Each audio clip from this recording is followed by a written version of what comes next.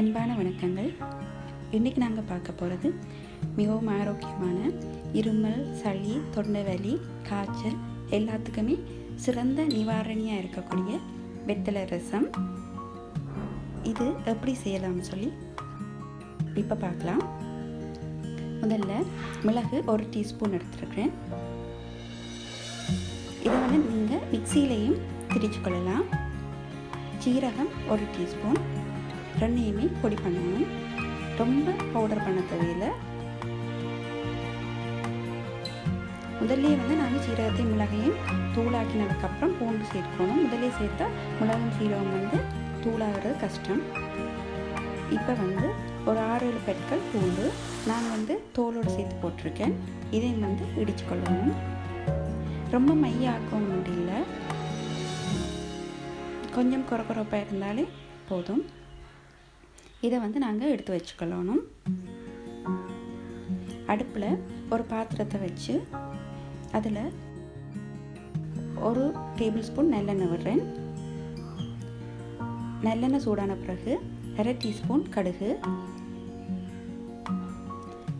வடித்ததுக்கு பிறகு கருவேப்பிலையை நாங்கள் எப்போவுமே கிள்ளி போடுறது நல்லது.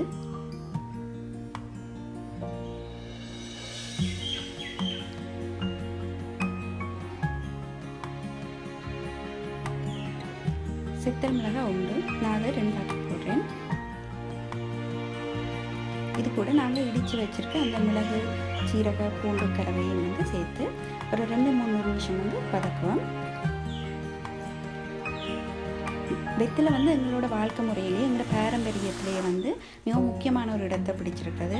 நாங்கள் யாரையாச்சும் முன்னாடி வீட்டுக்கெல்லாம் வரும்போது தாம்பூலம் கொடுத்தா வரவேற்போம். அதே நேரம் சாப்பிட்ட பிறகும் தாம்பூலம் தரிக்கிறன்ற எங்களோட வாழ்க்கை முறையிலேயே ஒன்றா இருந்துச்சு. ஆனால் இப்போ நாங்கள் அதை எல்லாத்தையும் கைவிட்டதாலேயா ஈஸியாக நோய்கள் எங்களை தாக்குது.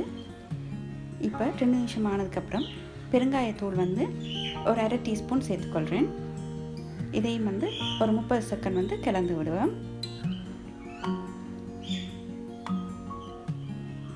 இது கூட ஒரு மீடியம் சைஸ் தக்காளி எடுத்து கட் பண்ணி சேர்த்துக்கொள்கிறேன். நல்ல பழுத்த பழம். இதையும் கலந்து விடுவோம்.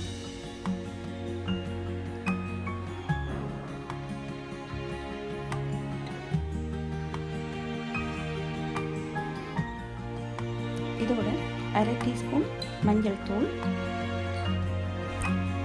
1/2 டீஸ்பூன் கல்லுப்பு போடுறேன். இது எனக்கு உப்பு சரியாக இருந்துச்சு. நீங்கள் உங்களுக்கு தேவைக்கேட்டதை டேஸ்ட்டை பார்த்து போட்டுக்கொள்ளுங்க. இதை நல்லா தக்காளி வதங்க மட்டும் வதக்கணும். மீடியம் ஃப்ளேமில் வச்சு வதக்கலாம். வெத்திலையில் சளியை போக்குற தன்மை இருக்குது. சளி இந்த கோலத்தன்மையெல்லாம் இல்லாமல் ஆக்கும். அதே நேரம் செரிமான பிரச்சனைகளுக்கும் நல்ல ஒரு சிறந்த தீர்வாக இருக்கும். நல்லா தக்காளி வதக்கினதுக்கு பிறகு 3 கப் தண்ணி விடுறேன் நான். இது கூட புளி பேஸ்ட் நான் 1/2 டீஸ்பூன் எடுத்துருக்கிறேன். நீங்கள் பேஸ்ட் இல்லைன்னு சொன்னால் ஒரு மீடியம் சைஸ் சின்ன ஒரு எலுமிச்சை அளவு புளி சரியாக இருக்கும். அந்த கரைசல்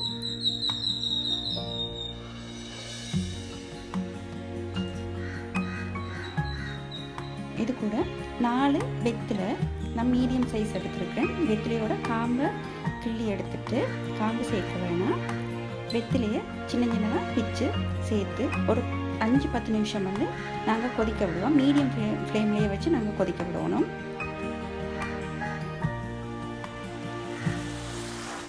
அதே நேரம் சில பேருக்கு பசித்தன்மை குறைவாக இருக்கும். அவங்களும் இதை சாப்பாட்டோடு சேர்த்து சாப்பிடாம இந்த ரசத்தை ஒரு சாப்பிட்ற டைமுக்கு ஒரு 1/2 மணி நேரத்துக்கு முன்னாடி சாப்பிட்டா எங்களுக்கு அந்த பசியை தூண்டும். வெத்தலை பசியை தூண்டும்.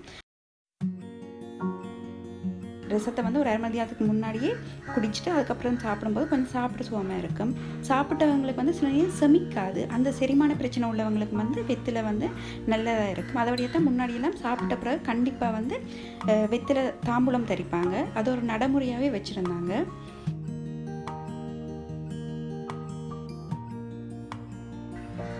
இப்போ காலகட்டத்தில் சளி இருமலுக்கு தான் நிறைய பேர் பயப்படுறாங்க. அதால் அதை ஈஸியாக இதை போக்கிறோம். எந்த ஒரு வைரஸ் தொற்றையும் எங்களுக்கு அண்ட விடாது.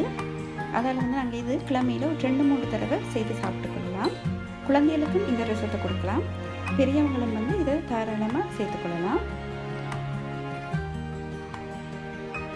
அதே நேரம் வாத நோய்களுக்கும் வந்து இது சிறந்த நிவாரணியாக இருக்கும். கொதித்ததுக்கு பிறகு நாங்கள் அடுப்பை அணைச்சிட்டு மல்லியில் தூவி கிளறிட்டு இறக்கிடணும். இவ்வளவுதான் இந்த ரசம். ஈஸியானது, ஆனால் நிறைய ஆரோக்கியத்தை தரக்கூடியது உடம்புல. முன்னாடியெல்லாம் உணவைத்தான் வந்து மருந்தாகவே பயன்படுத்தினாங்க, மருந்துன்னு தனியாக எடுக்கிறது இல்லை. இப்போ வந்து நாங்கள் உணவை டேஸ்ட்டுக்காக சாப்பிட்றோம், மருந்தை வந்து நோய்க்காக சாப்பிட்றோம். அதால தான் அதிகளவு நோய்கள் வந்து எங்களை ஈஸியாக தாக்குது. இதை வந்து நாங்கள் சாதம், இடியப்பம், புட்டு, இட்லி எதோட வேணும்னா சாப்பிடலாம். டேஸ்ட்டாக இருக்கும். எப்படி இருக்குன்னு சாப்பிட்டு பார்த்துட்டு கமெண்ட் பண்ணுங்கள். தேங்க்யூ. நன்றி.